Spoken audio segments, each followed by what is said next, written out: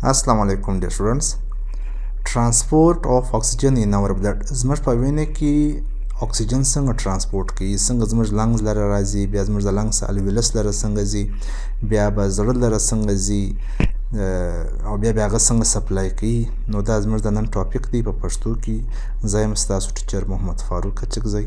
راسي لیکچر ته غوښ شئ.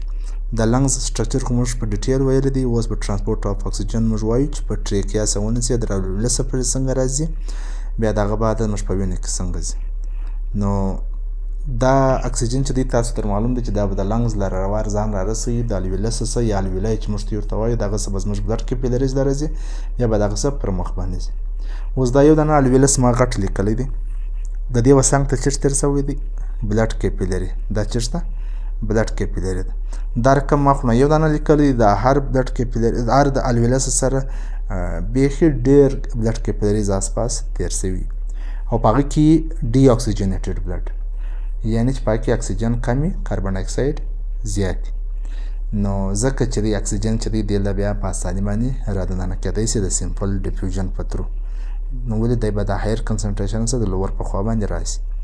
نو دا کوم چې الویلس دی دې لره چې د اټموسفیریک پریشر څخه ګیسیز راځي، نو بیا به دې بعد دی وینې ته انټري کوي.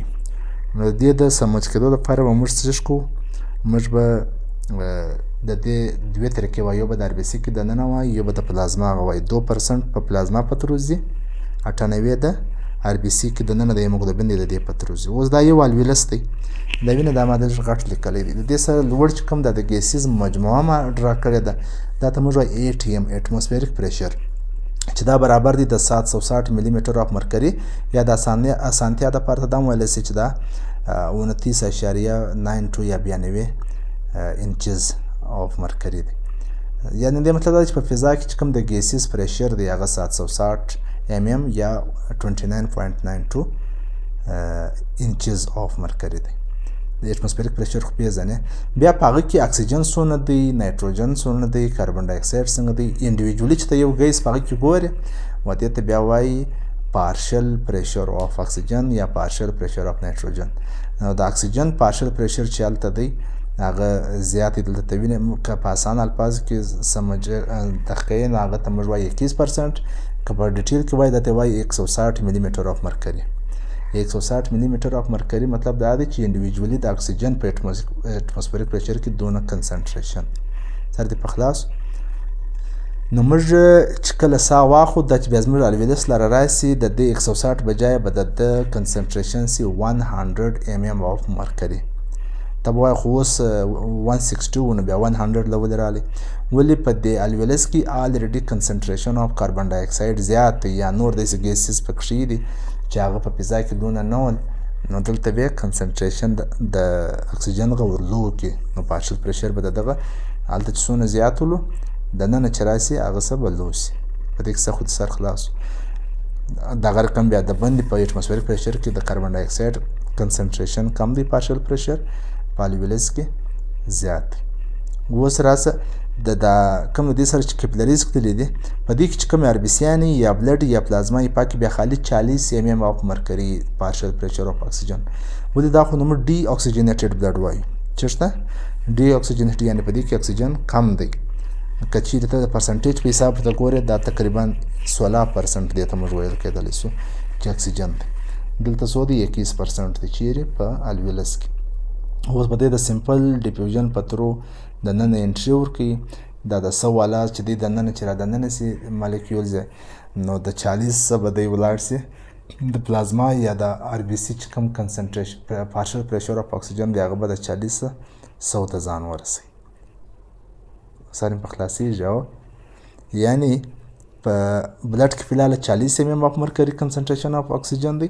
اوس چې کله د الویلس څخه الویلای څخه دننه راسي، د 40 به کنورټ سي په څو کې په 100 کې. نو اوس دا نوی RBC ته ګوره، دلته زه لیکمه 100 mm اف مرکري از د پارشل پریشر اف اکسیجن. نو ولې زیات سولو؟ په دې باندې زیات سولو چې کوم چې د باندې 100 mm ولو هغه دننه ورا انټر سو. په 100 ml کې زیاده سے زیاده 20 ml اکسیجن اخلي. 100 ml بلډ کې زیاده سے زیاده 60 ml اکسیجن د ننه کېدی ځان ته بیا موږ وایو سیچوریټډ بلډ. دا پر سی لیول باندې پاسیبل ده، دغه مشکله ده چې په د آر بي سي کې نو چیش دی چې د اکسیجن به د ځان سره وړي. په دې کې هیموګلوبین دی. چیرې به وړي؟ د ټیشو پورې به وړي. چیرې دا وینې دا ټیشو دی. ټیشو له بیا راوړي، ټیشو به بیا استعمالي د ریډاکس ریاکشنز دپاره یا موږ وایو د ایروبیک ریسپیریشن دپاره ضروري دی. په ټیشو کې اکثره که در 60 mm اف مرکري د اکسیجن کنسنټریشن کم نو بیا هیموګلوبین چې دی هغه اکسیجن ورکوي. که در 60 mm زیات بیا دی اکثره نه ورکوي. هیموګلوبین په دا ځای کې لږ کنجوسه دی. اکسیجن به ورسره وي خو ټیشو ته د را ساته نه ورکوي تر څو چې هلته 60 mm اف مرکري سه کنسنټریشن اف یا پارشل پریشر اف اکسیجن لو نه وي. اوس موږ ته یوارې هیموګلوبین وایو. دا وینې د څلور دا پایرول دی. پایرولز مطلب څلور کاربن کنټینینګ مالیکولز. دا چې څلور سره رایو ځای سي و دې ته وایي پورپین یا و دې ته وایي پورپایرین. دا دواړه نمونه دي، پورپایرین یا پورپین، دا دواړه ورته ویل کېږي. لیکن په دې پورپین کې که دننه موږ آیرن فکس کوي، خاص کر دا د فیریک چې دی اکسیډایزډ دی الریډي، نو دا چې دننه بیا د دې نوم بدلیږي. اوس د دې نوم پورپین یا پورپایرین بجایه هیم دی. د دې نوم چېرته شو؟ هیم. هیم هغه وخت دی چې د څلور پایرول رنګ په مابین کې آیرن هم فکس، نو اوس دې ته موږ وایو هیم. اوس که پر دا هیم باندې دا رقم پروټین جمع سي نو دا به هیموګلوبین جوړ کړي. که چیرې هغه دا رقم یو پروټین پر را جمع سي، یو پولیپپټاید دی، بیا موږ وایو چې دا مایوګلوبین دی. لیکن دلته ما څلور هیمه جوړ کړي دي. زه د هیموګلوبین ذکر وار درته وکم. وین دا هیموګلوبین دی. هیمو یعنی هیم هم پکې شته، ګلوبولین پروټین هم پکې دی. دی خبره څلور پولیپپټاید چې نه دي، 2 الفا 2 بیټا. دا یو الفا سو مثال، دا بل سو، دا یو بیټا سو، دا بل.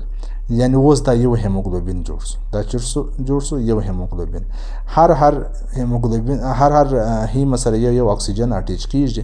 د دې مطلب دا سو چې یو هیموګلوبین څلور اکسیجن ایټ ا ټایم کیری کولای شي. صحیح؟ دا هغه چې دی هیموګلوبین دی. و سایډ ته چې ما یو پولیپپټاید چې کړی و هغه څه شو؟ هغه مایوګلوبین. دا لپاره د یو انزایم ضرورت دی چې هغه کاربونیک انهایډریز وایي. د چیرې ضرورت دی؟ کاربونیک انهایډریز. نو بیا چې دی دا هیموګلوبین اکسي هیموګلوبین سي. په دې خو مې سر خلاص. اچھا ته خبر یې زموږ آر بي سي چې دا هغه د هیموګلوبین نه ډکه ده. نو یو هیموګلوبین چې دی هغه څلور اکسیجن وړلی سي. 280 میلیونه هیموګلوبین پاسیبل دی په یو آر بي سي کې. حالانکه یو آر بي سي خپله څونه کوچنۍ ده، 280 میلیونه په دې کې هیموګلوبین راکتلی سي. دا چې بیا دی دا بیا مایوګلوبین دی. دی بیا په دا سره غوښه کې یا په دا توره غوښه کې موجود دی. چې سټوري اکسیجن سټوري که چیرې ایروبیک ریسپیریشن کم سولو یا اکسیجن کم بیا دی مدد کوي د خپل اکسیجن هم ریلیز کوي د ایروبیک ریسپیریشن لپاره.